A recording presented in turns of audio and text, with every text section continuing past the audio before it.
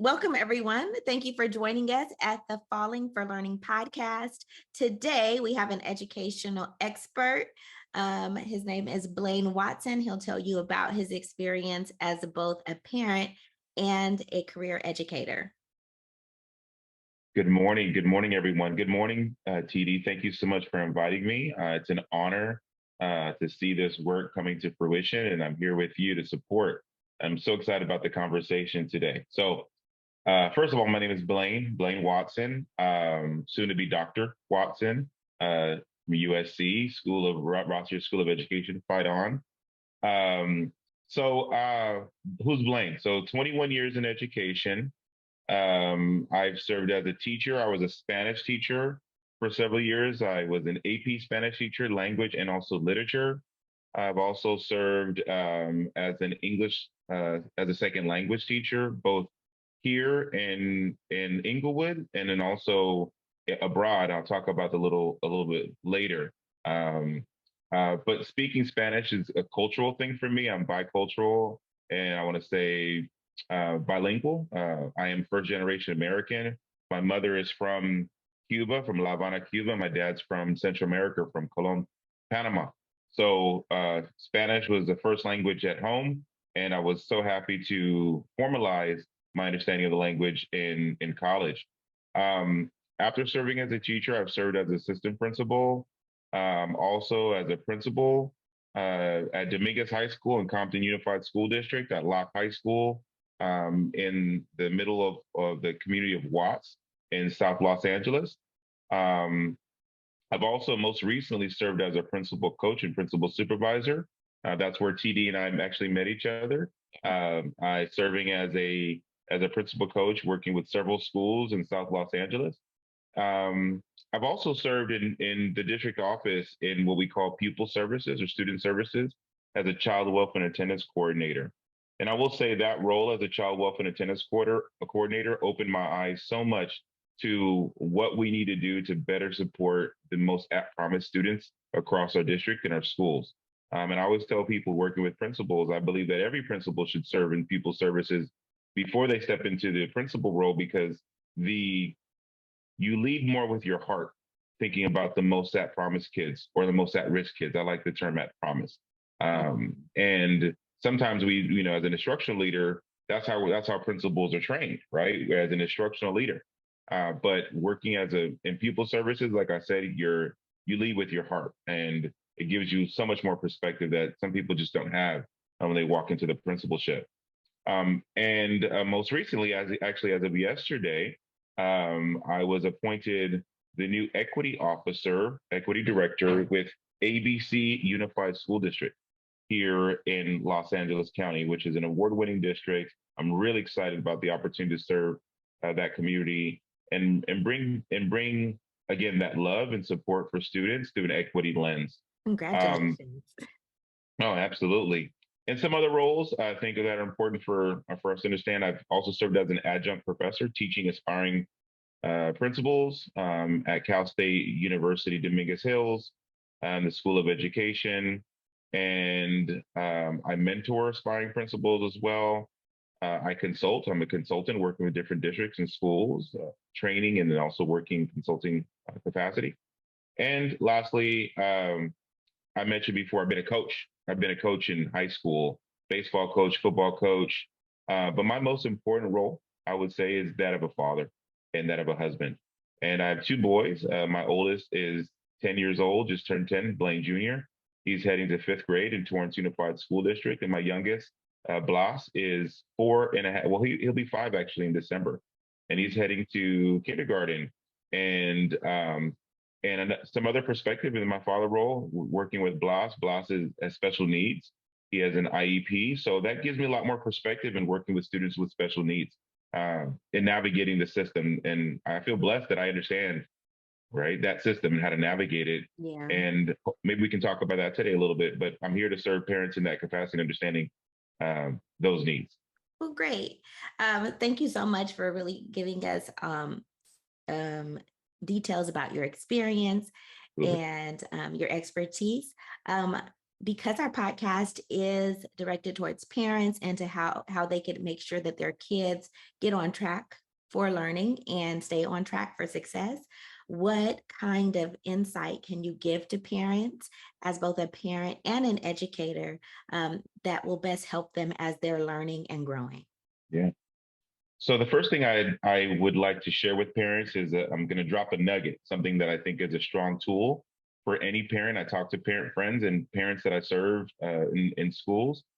There's a framework that I was introduced to several years ago called the 40 developmental assets, a research-based framework that was developed by the Search Institute, a longitudinal study that was done to really study what would make students, kids, as they grow up at different developmental stages, responsible, caring, and healthy adults.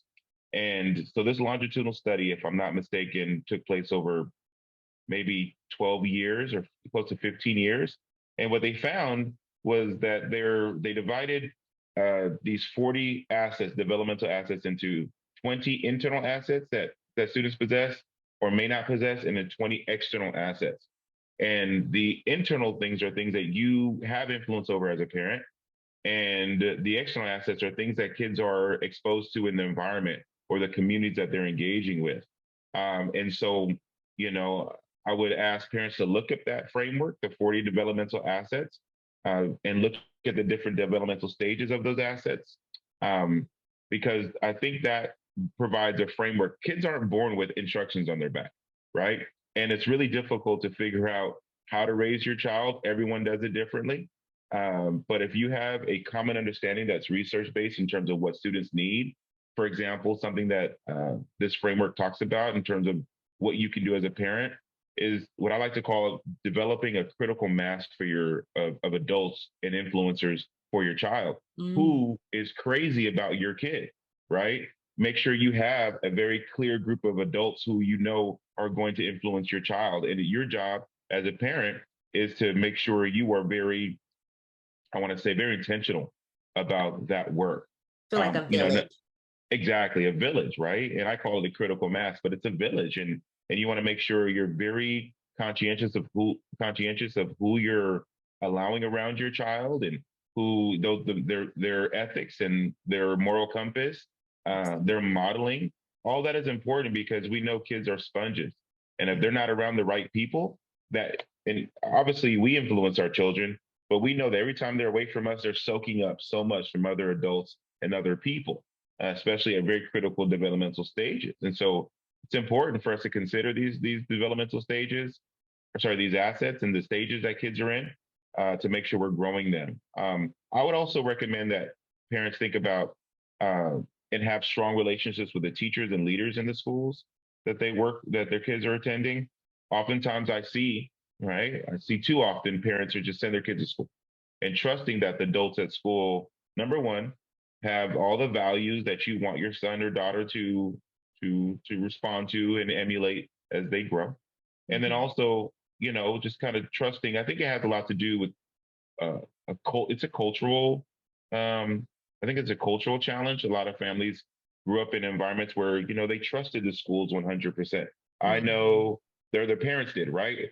You go to school, teachers do their thing, and we'll trust that teachers and leaders and counselors have their best interest right in mind.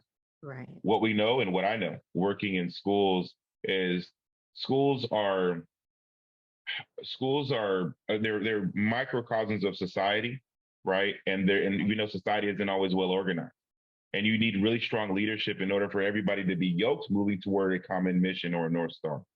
And sometimes if you as a parent don't know what the core values are of that leader who's running that school, um, and trust that leader and all the teachers to guide your child, you may be really in the dark because you don't know what their real focus is, right? And Mhm. something a website can tell you one thing, but if you don't spend time observing classrooms, if you don't spend time talking to counselors, if you don't spend time, I would say, interviewing your principal and your system principals, and I say that I'm very intentional about that. You have to interview. You need to know who the people are that are guiding your child, Yeah. and you ultimately as a parent. So I think it's about value alignment. Do your values as a parent align with that of those of the school? And what does that look like? What do those conversations sound like? And what are you doing to make sure that alignment is clear? Yes. All right. Well, thank you. Or Really helping our parents think about what we can do to be have that in-depth analysis and really protecting, setting up a village and then making sure that we are really analyzing the people and the school environments that we have our children in. absolutely. Um, so that takes me to my next question. As you were growing up, what drew you into education and into pursuing the career that you have? And, what are implications for that Yeah, as we're thinking, as parents are thinking about their own children? absolutely. Thank you for asking that question. I will tell you the first thing that comes to mind is a person, uh, Geneva Peterson, Miss Geneva Peterson. So Geneva Peterson was an African American woman.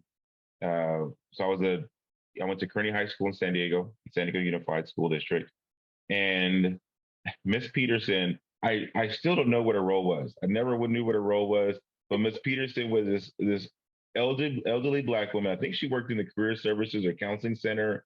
I don't know what her role was, but every day, and I don't remember meeting her, how I met her, but I remember my Mhm. high school counselor didn't do much for me.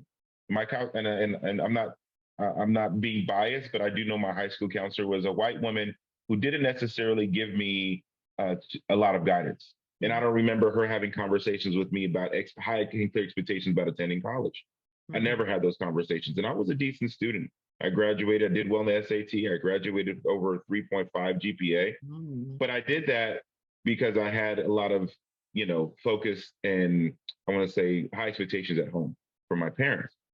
But Miss Geneva Peterson, every day I would get off the bus and she'd be waiting for me at the flagpole, close by the flagpole when I would get off school. So, going to school and, Geneva Peterson, I would think, I knew she was an old elderly woman, but, when you're 15, 16, 17 years old, you think anybody over 40 is like 80. So Absolutely.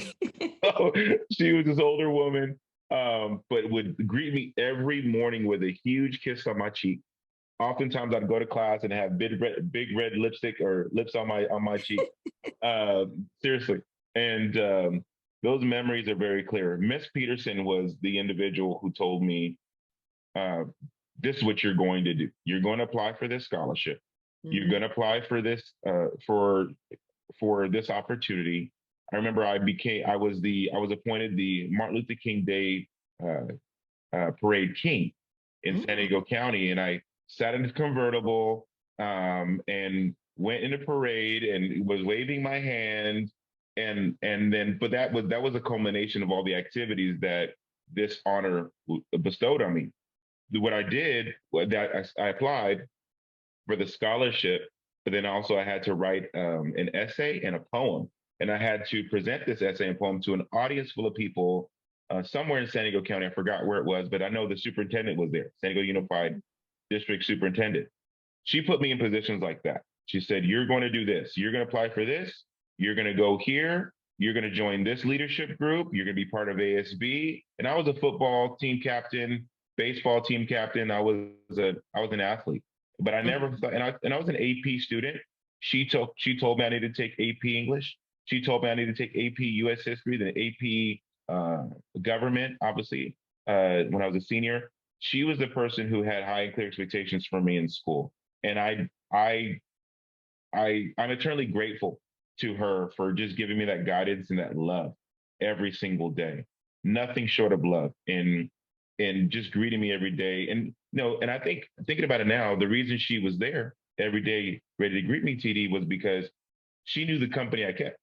My Mhm. buddies, my buddies were doing the wrong thing. We get off the bus and go across the street and maybe ditch school, and Yes. but she didn't let me do that. She literally waited for me, pointed at me, and come here.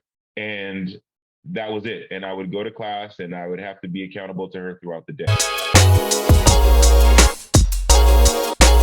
Hello, parents and caregivers. Join us every Wednesday for our Well Educated Wednesdays on Instagram Live.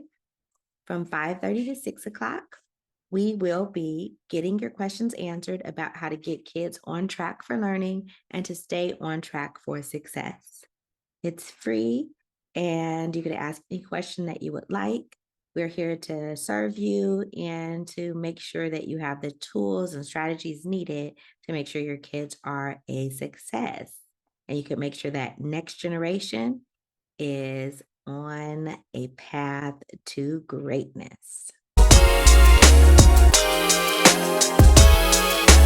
So those relationships are important, and that's why I talked earlier about that critical mass and making sure that you build that critical mass or that village at school, and you know who those influential people are at this in the school community over your child.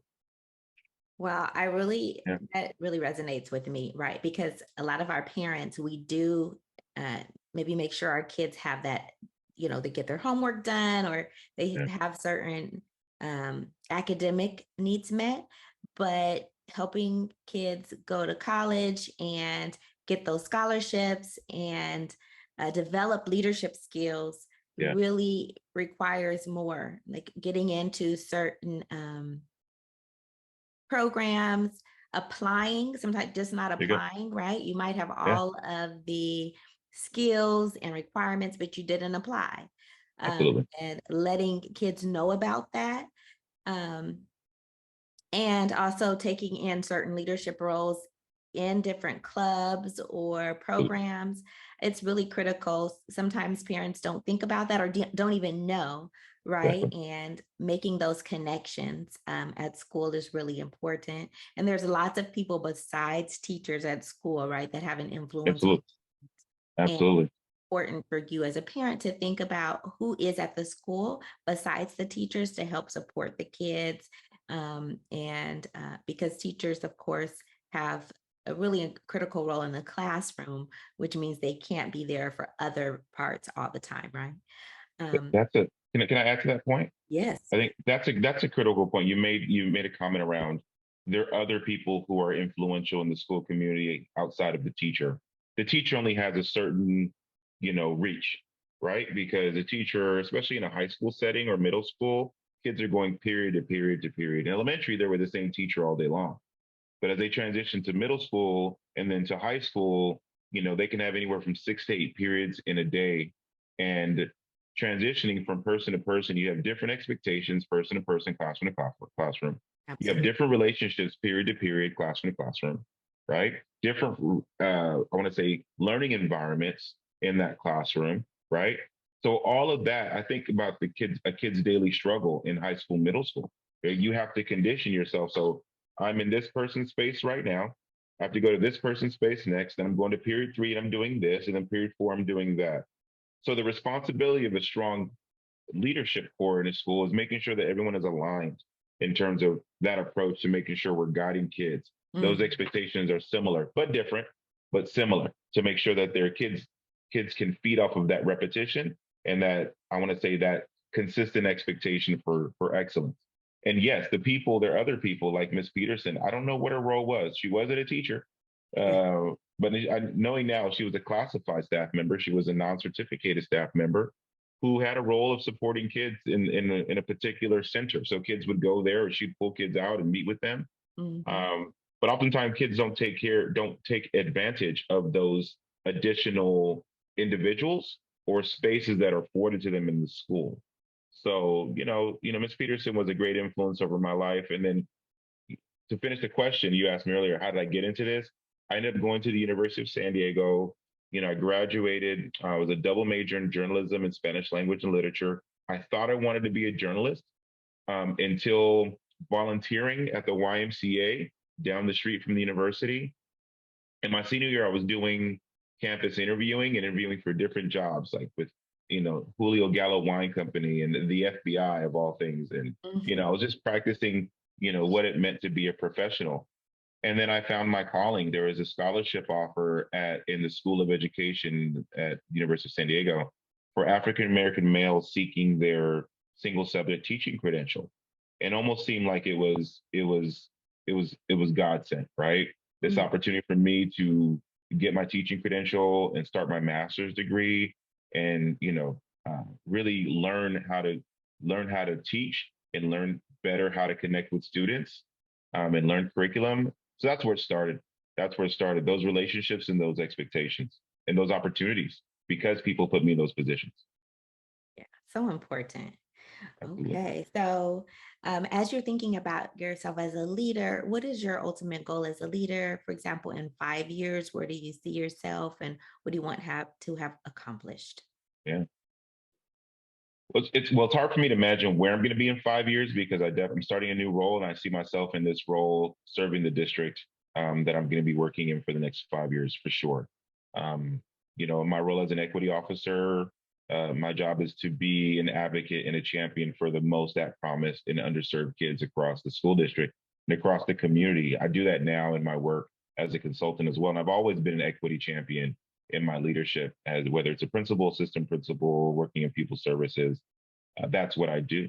So I would definitely say over the next 5 years, I want to continue leaving a legacy of service around love, Mhm. around access to opportunities for students, um, helping empower parents and to better serve the needs of their kids and understand the needs of their kids and understand how to navigate the systems that unfortunately that they have to follow, but also how to disrupt some of the systems, because we understand that a lot of systems that our students and parents are engaged in, are part of an overall, I want to say mechanism, right? That either intentional or unintentionally were built to suppress opportunities for people of color, and other disadvantaged groups.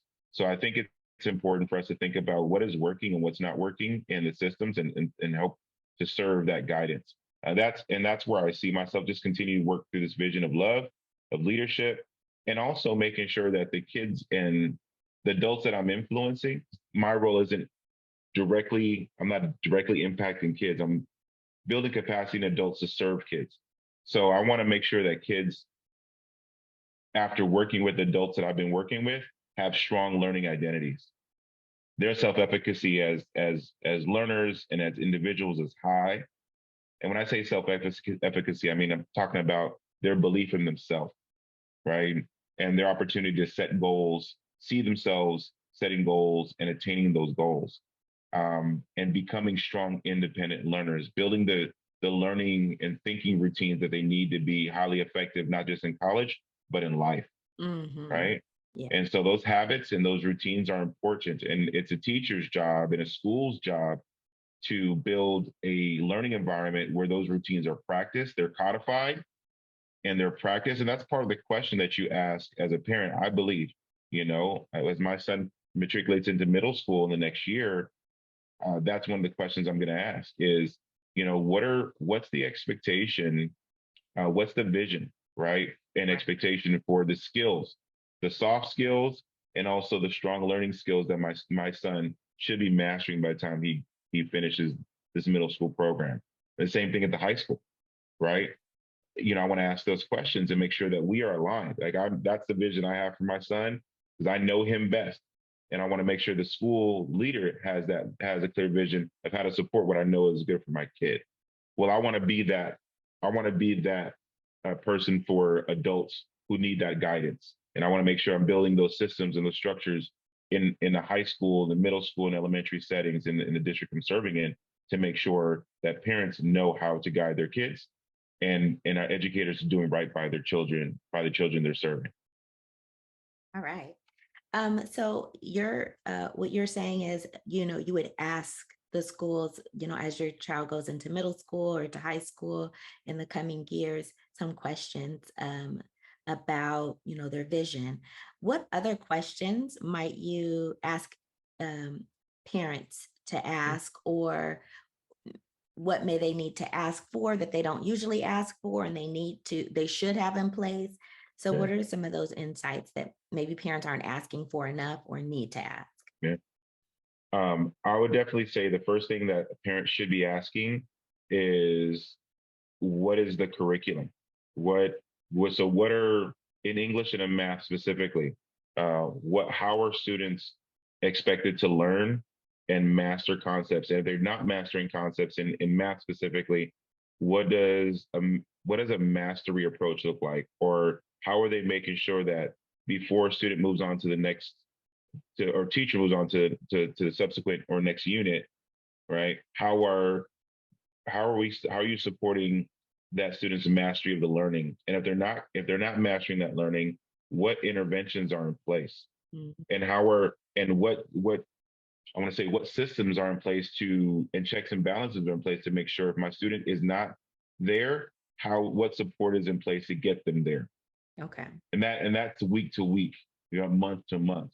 And because in any given lesson or week, a student can or cannot capture certain things. So what is the teacher doing? And then what systems are in place with the counselors, right? And administrators to make sure that my child is not falling through the cracks. So that's a question I would ask is understanding the curriculum, how is the curriculum designed? And then what systems are in place to make sure that my student is not falling through the cracks? Another thing I would ask is, and I'm using my own language here, how are the adults in the school asset building and hall friendly?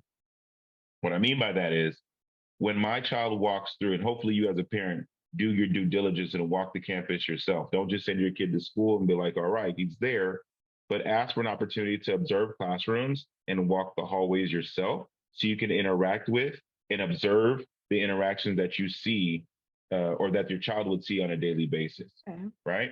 So it's your job. You're scoping out the school just like you're purchasing a home. We do our due diligence when we're purchasing a home, but that's a huge investment. You're sending your child to school for the next 4 to 5 years. You have to be very clear about that investment you're making because that investment will leave an imprint on your child's life, right? Positively or not so positively. Mm. So you taking time, asking what is again, how are adults in this campus or this school building the assets in my child? How are they speaking to my child? What type of language are they intentional about in terms of building his or her capacity as a learner? Secondly, hall friendly. Are the adults and the professionals who work in the campus, are they in love with your child? Are they crazy about your child? What does that look like? What do the behaviors look like and sound like? Have they talked about that? Are they very intentional as a school community, right? In terms of what it looks like and sounds like to bring students and elevate students up emotionally. That social emotional piece is very important, right? Because if kids don't have a strong social emotional foundation, obviously at home, but they spend more time at school than they do at home. So if the adults at school aren't focused on that social emotional development and that support, then the learning doesn't matter. And I think those are some things that I would definitely want parents to consider. Is just really interrogating the system and the values and the culture of the school, and not just sending your child every day and say, oh, and trusting that everybody has your best interest in mind, or has your child's best interest in mind. All right.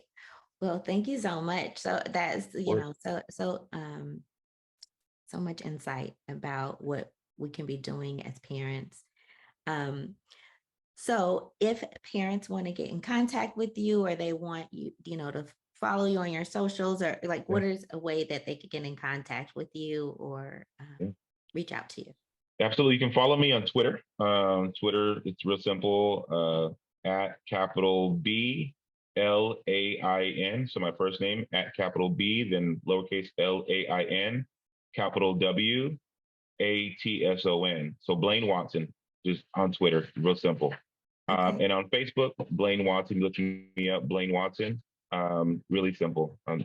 Fortunately, there aren't many two Blaine Watsons in the world. Okay. Yeah, that's a place where you can find me. All right. Well, we thank you so much for taking time to share your insight and your wisdom as both a parent and a veteran educator. And thank you all again for joining Falling for Learning podcast. It's been an honor. Thank you so much, and good luck, everyone. Thank you. Saturdays at 5 p.m. is when we drop our new episodes. Please listen in every week for those strategies and tips to keep you and the next generation on track for success. You can also find us on YouTube. by going to youtube.com/@fall4learning. Again, that's youtube.com@fall4learning. We really appreciate you, and we are here on a mission to make sure that that next generation is on track for success and on track for learning. Thanks again. I'm TD Flinnaw. Have a wonderful week.